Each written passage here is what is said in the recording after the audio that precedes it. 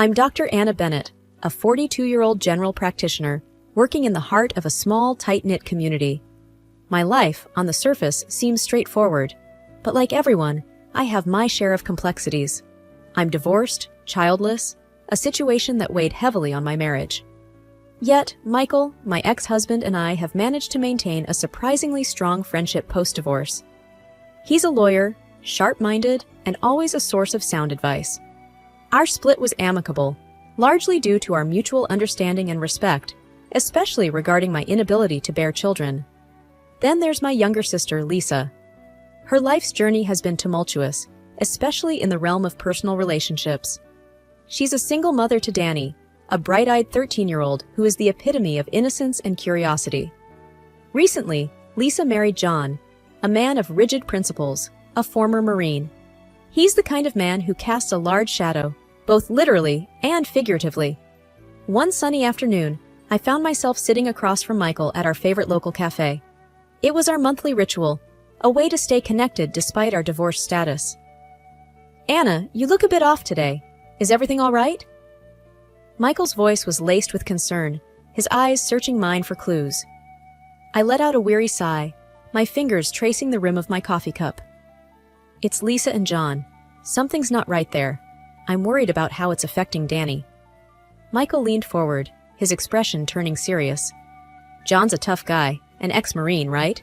Has he been causing problems?" "It's not just John. It's Lisa, too. She's changed since marrying him. She's become submissive, almost like she's lost her sense of self. And Danny, he's caught in the middle of it all." Michael nodded slowly. "Have you tried talking to Lisa about your concerns?" The memory of my last attempt made me grimace. I did. It ended in a shouting match.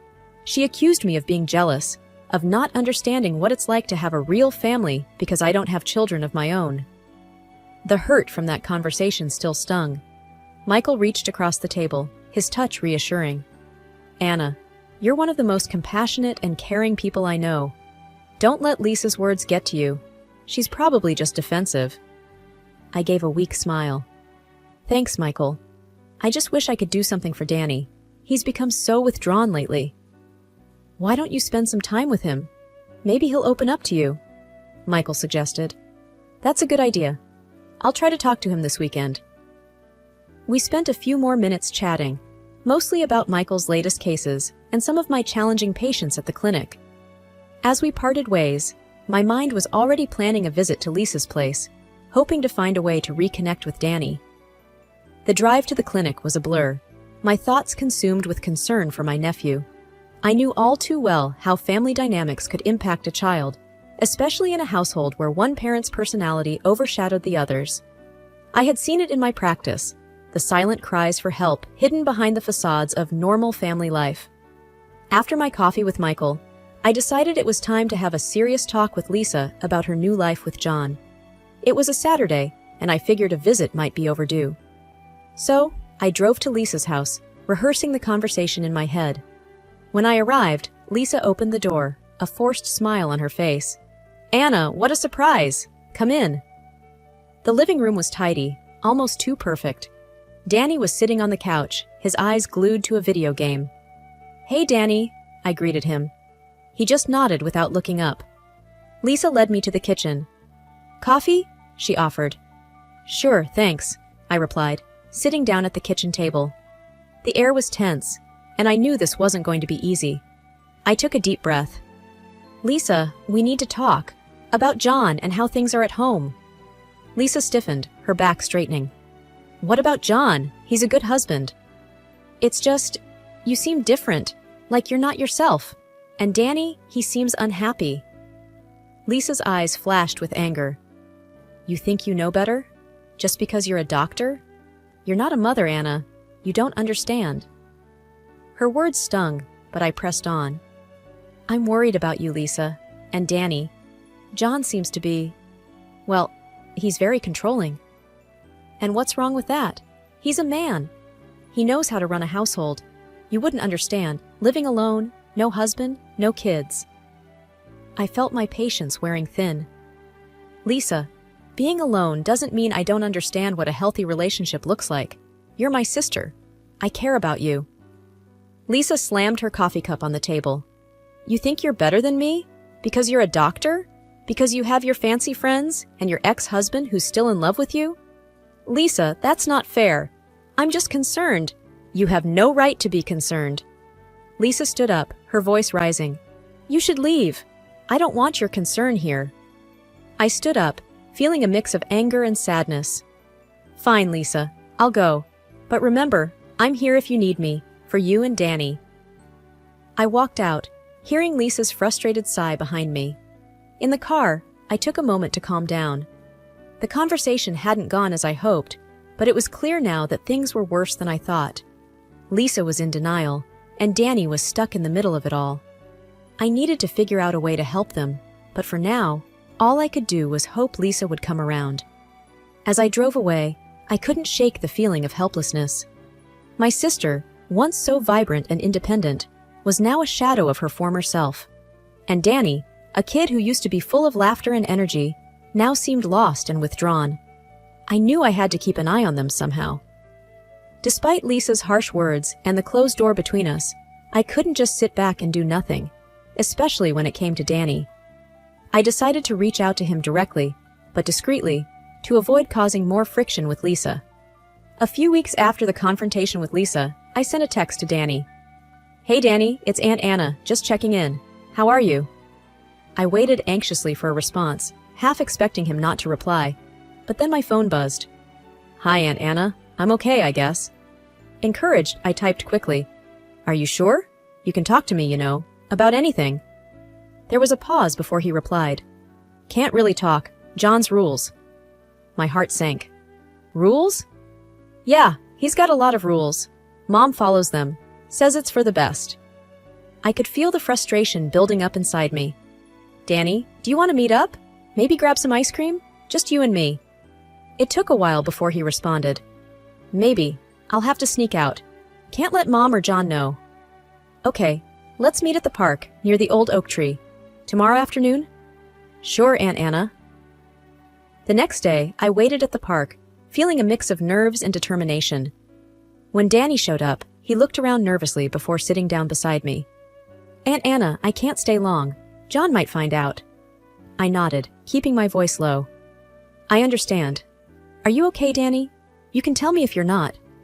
Danny fidgeted, his eyes darting around. It's just, John's really strict. We have to do things his way. Mom says it's because he was in the military, but I don't know. It feels wrong. I reached out, putting my hand on his. You don't have to go through this alone, Danny. I'm here for you. He looked at me, his eyes filled with a mix of fear and relief. Thanks, Aunt Anna. I better go now, before they notice I'm gone. As he stood to leave, I felt a pang of worry. Be careful, Danny, and text me anytime, okay? He nodded and hurried off. I watched him go, my mind racing with concern. I had to do something, but what? Danny was in a tough spot, and I feared what might happen if John found out about our meeting. 3 months have passed, which were filled with work and household chores. Suddenly, I received a text from Danny that sent chills down my spine. Aunt Anna, can we meet? Near the school, please. I replied immediately. Of course, Danny. I'll be there as soon as I can. I found Danny waiting near his school, a place filled with childhood innocence, now a backdrop to something much more sinister. He looked different, thinner, with a haunted look in his eyes. Danny, what's going on? I asked, my voice filled with concern. Aunt Anna, I'm so hungry, he whispered, his voice barely above a breath. Shocked, I led him to a nearby diner. Order whatever you want, Danny. As he devoured the food, I noticed him wincing as he moved. Danny, are you hurt? He hesitated, then slowly rolled up his sleeves, revealing abrasions on his arms. My heart sank at the sight. Danny, how did this happen? He looked down, his voice trembling. John makes me run with him at night. Says I'm too fat. He makes me carry weights. If I fall, he just drags me. I felt a surge of anger. That's abuse, Danny. He can't do that to you. Danny's eyes filled with tears. He says it's training, that I need to be tough, but I can't. I can't keep up. And Mom, she just lets him. And the food? I asked gently. He controls that too. Says I need to eat less. I'm so hungry all the time, Aunt Anna. I reached across the table, taking his hands in mine. Listen to me, Danny. This is not okay. You don't deserve this. I'm going to help you, I promise. He nodded, a mix of fear and hope in his eyes. Please, Aunt Anna, I don't know what to do. After the diner, I drove him back to school, my mind racing with the gravity of what he had shared. I knew I had to act, to protect Danny from further harm, but I also knew I had to tread carefully. Confronting John directly could make things worse for Danny. As I watched Danny walk back to school, a determined resolve settled within me. I would do whatever it took to ensure his safety. This was no longer just a family matter. It was a child's well-being at stake. I knew I had to take action. But I also knew that confronting John or Lisa without solid proof would be futile. I needed evidence of the abuse. I began by doing some research on how to legally gather evidence. Then, with a heavy heart and a determined mind, I set out one evening to discreetly follow John and Danny on one of their so-called training sessions. Hiding in the shadows, I watched as John and Danny started their nightly run. Danny looked exhausted before they even began. I started recording on my phone, making sure to stay hidden. As they ran, John's harsh words cut through the quiet night. "Move it, Danny. You're so slow." Danny stumbled, his breath ragged. "I'm trying, John. I'm really tired." "Tired? You're just lazy. Pick up those weights and keep going." I felt a wave of anger watching John berate my nephew. I captured everything on my phone, the evidence of John's cruel treatment stacking up with every recorded minute. After a while, Danny collapsed, unable to run any further. John's reaction was immediate and harsh. He grabbed Danny by the arm, pulling him up roughly. "Get up! You're not quitting!" Danny winced in pain, tears streaming down his face. "Please, John, I can't." I had seen enough. I stopped recording and made my way back home, my mind racing. The video was damning, but I knew I needed more than just one incident to make a solid case. Over the next few nights, I continued to gather evidence, each video more disturbing than the last. Danny's suffering was palpable, and with each passing day, my resolve to put an end to this abuse grew stronger. Once I felt I had enough evidence, I called Michael. "Michael, it's Anna. I need your help. It's about Danny." "Anna? What's wrong? Is Danny okay?" "It's complicated. Can you come over? I have something important to show you." "Of course, I'll be right there." When Michael arrived, I showed him the videos. His expression turned from concern to shock to anger. "This is terrible, Anna. We need to do something about this immediately." "I know, but we need to be careful. We can't just barge in. We need a plan." Michael nodded. "Let's think this through. We need to protect Danny and build a case against John that's indisputable." We spent the rest of the evening strategizing, determined to find the best way to save Danny from his living nightmare. Armed with the evidence Michael and I had compiled, our plan was to confront Lisa and John. But fate had other plans. One evening, while secretly observing another of John's grueling training sessions with Danny, something went terribly wrong. It was a particularly brutal session. Danny was visibly struggling, his steps faltering under the weight he was carrying. John's voice was relentless, pushing him beyond his limits. "Move faster, Danny! You're not even trying!" John shouted. Danny's voice was weak, gasping for air. I can't, John. Please." I was filming from a distance, my heart pounding. Suddenly, Danny collapsed to the ground, motionless. Panic surged through me. I ran towards them, abandoning my hiding spot. "Danny!" I shouted as I approached. John looked up, surprised and angry. "What the hell are you doing here, Anna?" Ignoring him, I knelt beside Danny, checking his pulse. He was breathing, but unconscious. "He needs a doctor, John. Now!" John scoffed. "He's just acting. Get up, Danny!" I glared at John. "This is serious. He's not acting. I'm calling an ambulance." As I dialed emergency services, John hovered nearby, a mix of confusion and anger on his face. "What did you do to him?" I accused, my voice shaking. "I was just training him. He needs to toughen up, John defended weakly. The ambulance arrived quickly, and the paramedics took over. As they loaded Danny onto a stretcher, one of them turned to me. Are you family? Yes, I'm his aunt, I replied, my voice tight with worry. We'll take him to the hospital. You can follow us in your car.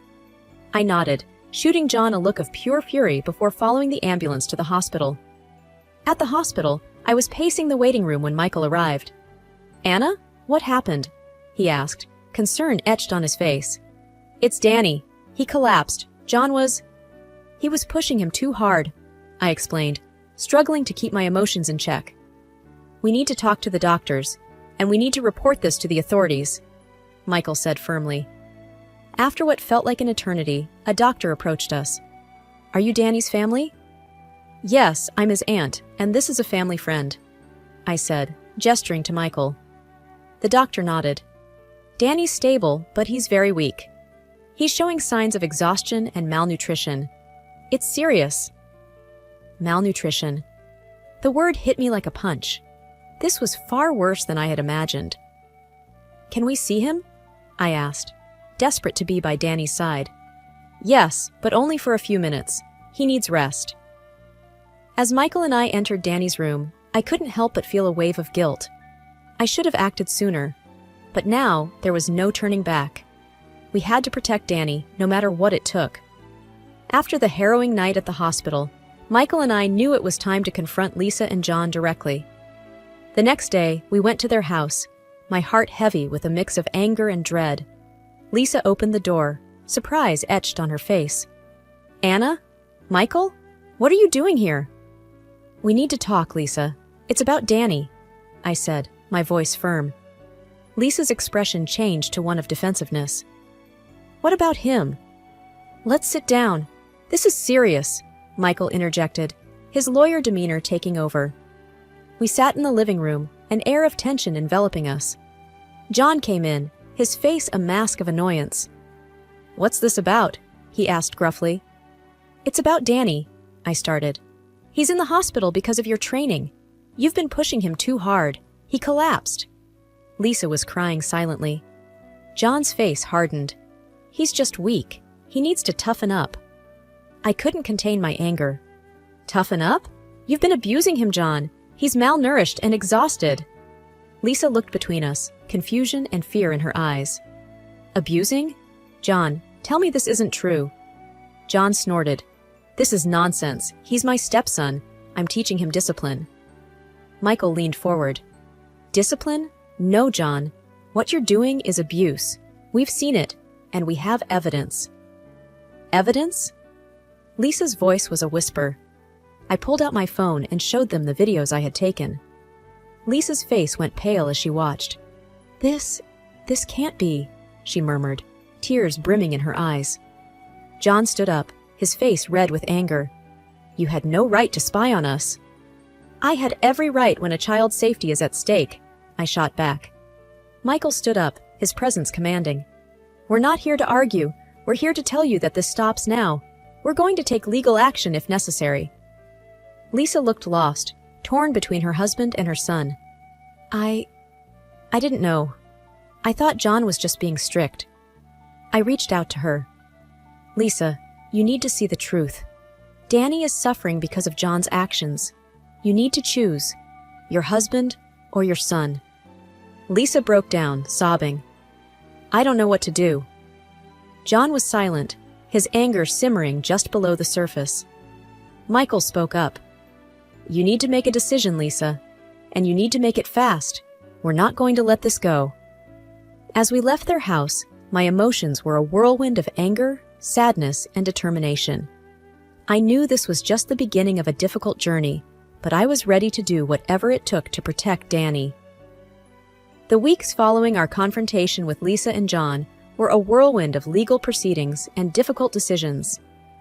Finally, the day came for a crucial meeting with Lisa, John, and a social worker from Child Services. The future of Danny, my nephew, hung in the balance. We gathered in a somber room at the Child Services office. Lisa and John sat together, a united front. The air was heavy with tension and unspoken words. Miss Carter, the social worker, initiated the meeting with a stern look. We're here to discuss the welfare of Danny and the allegations of abuse against Mr. John Richardson. John's face hardened.